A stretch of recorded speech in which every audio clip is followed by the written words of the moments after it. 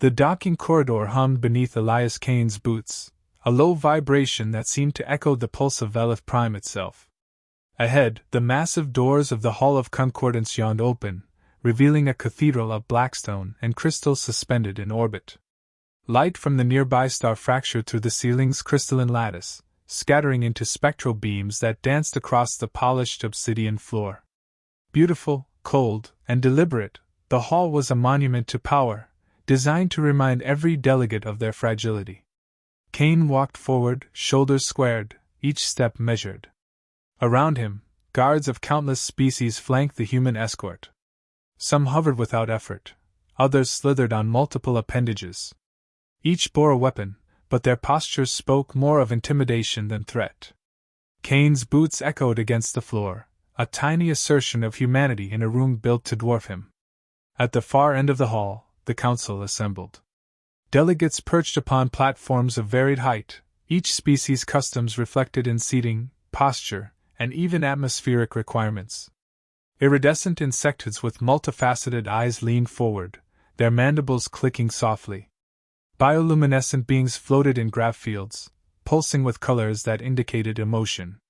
Feathered avians blinked sideways, their long, sharp talons gripping crystal rails. And at the center, larger than any human mind could encompass, sat Lord High Regent Zarin Veldar, the Supreme Chancellor of the Galactic High Council. His exoskeleton glimmered in shifting hues, black and violet tones catching the fractured light. A throne of obsidian and black crystal framed him, angled to dominate every view, every angle, every perception of power. Kane paused a few steps from the center of the hall, letting his gaze sweep the assembly. 12 standard days had passed since New Carthage was destroyed, officially an accidental consequence of an imperial military exercise. Every report he had read, every confidential channel he had tapped, suggested otherwise, deliberate, precise, designed to test human restraint. Veldar's multifaceted eyes focused on him, mandibles clicking in that soft, mocking rhythm humans might call a chuckle. "Ambassador Kane," the regent intoned, voice rich, oily, and slow. "Your people are young. You have yet to grasp the scale of the galaxy, or your place within it." Kane inclined his head slightly, tone even. "Supreme Chancellor, our place has never been uncertain. Your attack, however, has made clear that our dignity, and the safety of our citizens, cannot be assumed." A ripple passed through the delegates. Some tilted their heads in curiosity, others stiffened with surprise. Humanity's defiance was rare, and Kane knew it. He was not here to beg, nor to plead. He was here to assert that humans would be counted, and not underestimated. Veldar's mandibles clicked again, a sound that might have been amusement. "The Council will review evidence. Evidence that proves your people provoked the unfortunate incident at New Carthage." Kane's eyes narrowed just slightly. The screens lining the hall activated, hollow projectors filling the chamber with grainy footage. Human ships firing at alien craft, colonies burning, alarms blaring. Kane watched silently. Every flicker of light, every spark of destruction, had been carefully choreographed to frame humanity as the aggressor. He allowed himself a brief mental review, timestamps mismatched, weapons signatures inaccurate, orbital trajectories impossible. He would not speak yet. Every pause was deliberate. Silence could wield influence as effectively as words. The council murmured among themselves, delegates exchanging glances and whispers. Kane noted the subtle shifts, neutral system delegates leaning forward, a few grasping at their grav fields, unaccustomed to seeing a human stand so still under scrutiny. Even Veldar seemed to calculate, noting the effect on the assembly. A soft click echoed through the chamber. Veldar leaned forward, tentacles extending slightly, and addressed Kane directly. "Do you deny what you see?" Kane straightened, voice calm but firm. "I question its authenticity. Humanity does not fire first. Humanity does not destroy without cause." He let his eyes sweep the room. "And if this council is to judge our people, then we must judge it with facts, not deception." For a moment, silence reigned. The projected images flickered as the council processed his words. Kane sensed, rather than saw, the subtle shift, a few delegates aligning more closely to neutrality, questioning the Empire's narrative. Veldar's voice, smooth yet tinged with threat, broke the stillness. Your tone suggests defiance. Perhaps rebellion. Do you truly comprehend the consequences of your words, Ambassador? Kane allowed a pause, measured. His voice, when he spoke, was low, deliberate, and unwavering. I understand the consequences. And I also understand that an apology, when given under duress for crimes we did not commit, would only invite further destruction. I will speak. I will account for my people. But I will not apologize for surviving. Another ripple moved through the delegates. Veldar's mandibles clicked more sharply, and for the first time, a flicker of unease passed across the regent's compound gaze. Kane sensed it, not fear, not submission, but recognition that humanity was not merely a minor inconvenience. The regent's eyes swept the room, attempting to reassert control. Very well. You will be granted the floor. But know this, Ambassador, the Council expects an explanation. A justification. And if you fail, humanity's place in the galaxy will be reconsidered. Kane's inner pulse tightened, memory flashing briefly to New Carthage, the market square, Mara Kane's laugh, the sudden light, the fire. He swallowed, letting composure return. His response was quiet, deliberate, intended to mark the opening of a longer struggle. Then we will speak, he said, eyes steady on Veldar. And we will be heard on our terms, not on yours. The council's murmurs rose again, but Kane did not flinch. The hollow footage began to play in full, filling the room with the illusion of human aggression. Kane remained silent, calculating, waiting for the opportune moment to strike, not with fire, but with truth, strategy, and the unyielding resolve of a species that refused to be underestimated. The Hall of Concordance, for all its grandeur and intimidation, suddenly felt smaller. The hollow screens flickered again, filling the hall with images of destruction. Smoke-choked streets, buildings shattered, alarms blaring in the distance. Alien delegates leaned forward, eyes wide, claws and appendages gripping rails as though the projected chaos demanded their attention. Kane remained seated, shoulders squared, fingers lightly resting on the armrests of his chair. He said nothing. Silence, in this chamber, could be sharper than any weapon. A subtle vibration beneath the floor hinted at movement, the flutter of distant grav fields, the hum of ships orbiting outside the station. Kane's mind, calm on the surface, churned through inconsistencies. The angle of the supposed human orbital strikes, energy signatures that matched no known human ordnance, timestamps predating even the colony's construction. The footage was convincing to a casual observer, but Kane knew the truth. He had prepared for this. Veldar's mandibles clicked softly. Do you contest what you see? He asked, voice smooth, yet edged with menace. The Council has already observed the evidence. Speak now, or humanity's silence will be taken as consent. Kane inhaled, allowing the faint scent of alien ozone and heated crystal to fill his senses. He let a pause stretch long enough to unsettle the room. Then he spoke, calm but deliberate. I do not contest the Council's observations. I contest the conclusions drawn from them. Humanity does not fire without cause. Humanity does not destroy without provocation. A ripple passed through the delegates. Some leaned back, muttering in languages Kane could not decipher. Others exchanged glances, hesitant. One neutral system delegate, a translucent Mortec, tilted its gravity sphere forward slightly, pulsing in faint violet, a sign Kane recognized as curiosity mixed with doubt. Veldar's eyes narrowed, multifaceted facets reflecting fragmented light. You suggest this evidence is fabricated? That your people are innocent? Do you have proof, or is this merely the arrogance of youth? Kane allowed himself the briefest flicker of memory. Mara Kane, his sister, smiling as she carried a basket through New Carthage's market square, sunlight catching her hair. Laughter, music, the scent of baked bread. Then light became fire, the sound became thunder, screams replacing laughter. His jaw clenched, but his voice remained steady. I have proof, he said. The footage shows weapon signatures that do not exist in human arsenals. The trajectories of the fire are physically impossible. And the timestamps, they predate human settlement. He let the word settle.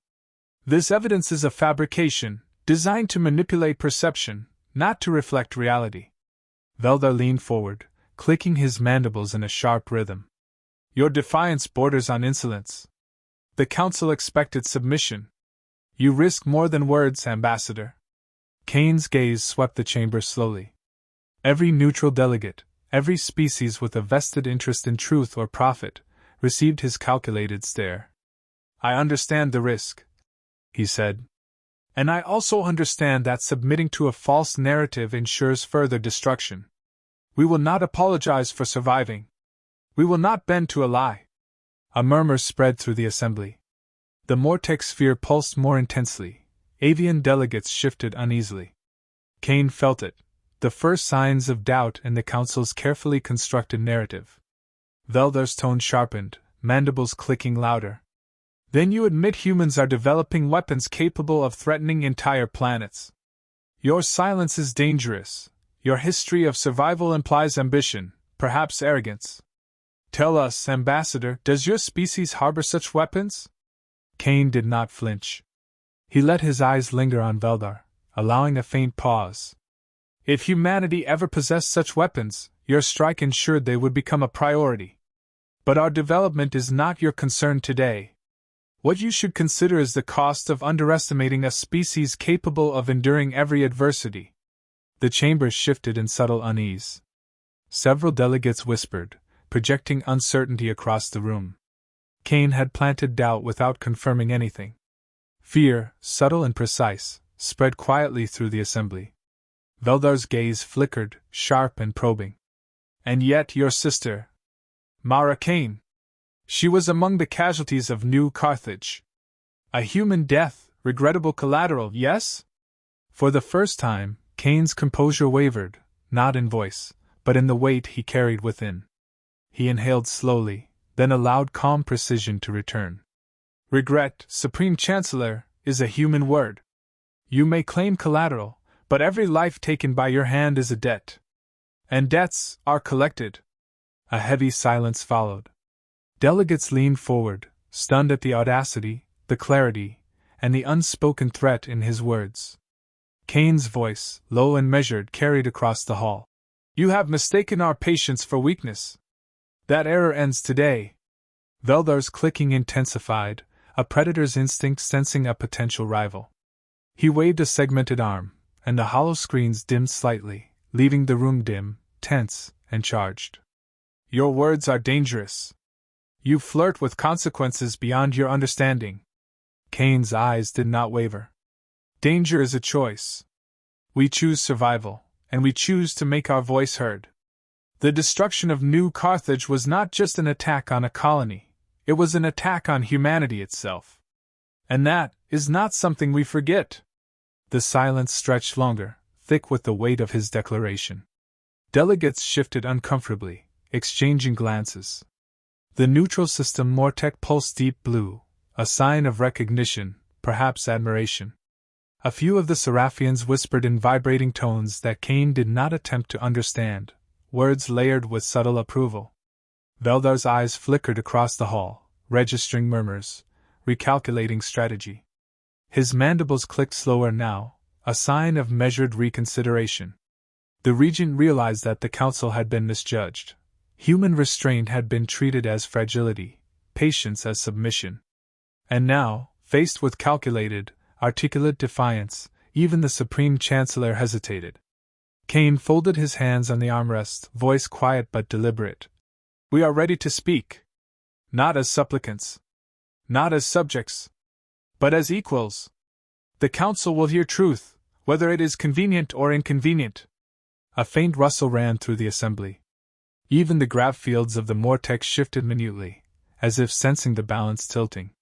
Kane's gaze lingered on Veldar, steady and unwavering, silently asserting that humanity's next words would define the path forward, and the cost of misjudging this species. The hall, vast and meticulously designed to intimidate, suddenly felt smaller. Kane had claimed it, not by force, but by precision, patience, and the quiet ferocity of a species underestimated at its peril. The battle had not yet begun, but the first blow had landed, measured and unassailable. The hollow screens dimmed completely, leaving only the fractured light from the crystalline ceiling. Kane inhaled, preparing for the next move. The Council had yet to understand the full measure of humanity's response. Kane rose from his chair slowly, deliberately, letting every movement be seen. The echo of his boots on the obsidian floor resonated like a heartbeat through the hall of concordance. Every eye, every sensor, every facet of Zirin Veldar's compound gaze followed him. Kane did not hurry. He had learned long ago that power often revealed itself in patience, in measured steps rather than rash motion. Veldar's mandibles clicked in sharp rhythm. Then speak, Ambassador. Declare your intentions. Convince the Council that humanity is not merely a reactive species, or prove yourself expendable. Kane stopped at the center of the floor, folding his hands behind his back. Silence swept over the chamber. Even the normally fidgeting Mortek remained suspended, their translucent spheres pulsing faintly in anticipation. The projected light fractured off the crystal ceiling, painting Kane in spectral shards, as though the hall itself anticipated the coming words. He began softly, almost conversationally. The galaxy sees humans as young, fragile, easily broken, perhaps even amusing. He allowed the pause to stretch, letting the delegates feel their assumptions pressing against the truth. We were never the strongest. We were never the oldest. But we endure. Every catastrophe, every war, every extinction-level event has met us, and we survived. Not by cunning alone. Not by technology alone. But because we do not stop. We do not yield. We do not forget. The Council shifted, a collective unease passing through species long accustomed to seeing human submission. Kane's voice grew firmer. Every species here has suffered defeat, humiliation, loss. And humanity has studied every one of those events, every victory and failure, every tactic, every consequence. We learned what you learned, and we adapted. Veldar's clicking grew louder, more rapid, a predator adjusting to an unexpected adversary. The regent waved an arm, signaling for order, but even his command could not silence the growing ripple of tension. Kane was no longer speaking as a diplomat. He was speaking as a species whose resilience could not be measured in fleets or weapons alone. He paused, letting his eyes move deliberately across the chamber. Seraphians, their membranes vibrating with unspoken emotion, leaned forward. Avians adjusted their talons on the rails. A few delegates whispered, translating his words across tongues and thought waves. Kane's presence dominated the room. For the first time, the scale of human resolve was impossible to ignore. You destroyed New Carthage, Kane said finally, voice low, precise, every syllable deliberate. You call it an exercise. You call it collateral. But you struck at our home. Every human settlement, every city, every life is part of our home. You have mistaken restraint for weakness. You have assumed patience as submission. And that is a mistake. Veldar's mandibles clicked sharply, the rhythm now harsh, staccato. Your words are dangerous, Ambassador. Do you threaten the Council? Kane's gaze never wavered. I do not threaten. I state fact. You have underestimated us. You have miscalculated the cost of your actions. Humanity pays its debts, not with words, not with ritualized subservience, but with outcomes.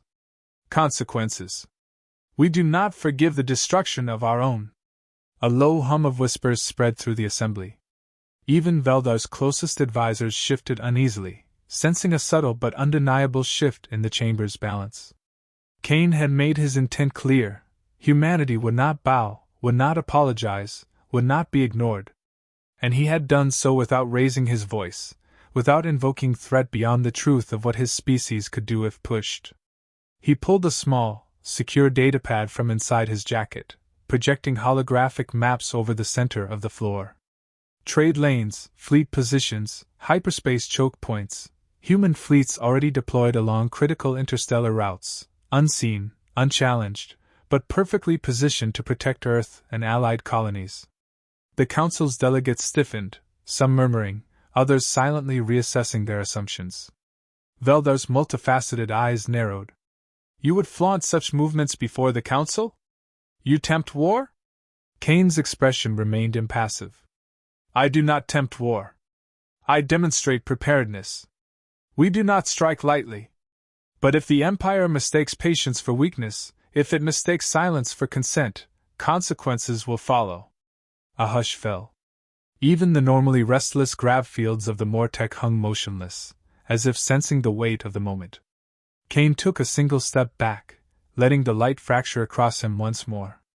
Then he spoke the word that would echo through the hall, through the Council, and into the memory of every species present. No! The single syllable struck the room like a shockwave. No qualifier. No apology. No negotiation.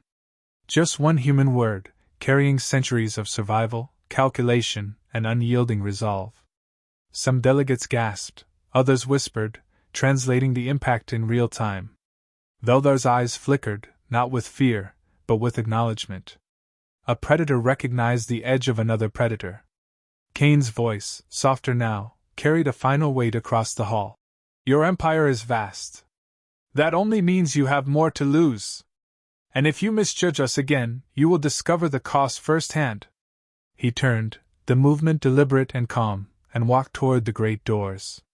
The echo of his boots filled the hall once more. Delegates remained frozen, processing the declaration, the strategic reveal, and the unmistakable message. Humanity had arrived not as a supplicant, but as an equal, unafraid of the consequences. Veldar remained seated, mandibles clicking in measured calculation. The Regent's pride would not allow immediate acknowledgement of defeat, yet the shift was undeniable. Kane had recalibrated the Council's perception. Humanity's patience was no longer a weakness, it was a weapon. As Kane passed the nearest rows of delegates, some whispered in languages he did not understand, but the sentiment was clear.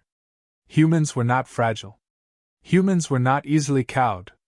And in the universe's grand hierarchy, they were unpredictable, precisely the quality that made them dangerous to the complacent. The great doors closed behind him with a resounding boom, leaving the Hall of Concordance bathed only in fractured light, shadows stretching like silent witnesses to the event. Kane's escort guided him down the polished obsidian floors, silent and disciplined. The human diplomat did not look back. He did not need to. The statement had been made. Humanity had been heard. And the galaxy, for the first time in the memory of many species present, realized the peril of underestimating a resilient, patient, and unyielding species. Outside, the docking bay hummed softly, a quieter rhythm than the hall, yet equally alive. Kane stepped onto the observation deck, staring at the star-filled expanse and the distant glow of human colonies scattered across nearby systems. The weight of responsibility pressed on him, heavy yet familiar. Humanity's answer was delivered. The next moves, he knew, would test endurance, strategy, and courage. But for now, he had done what was necessary. The galaxy had heard the word. The word that defined humanity, succinct, precise, and absolute, no. And in that single word Kane had reshaped perception, forged fear into respect, and ensured that the Council, and the Empire, would never again mistake patience for weakness.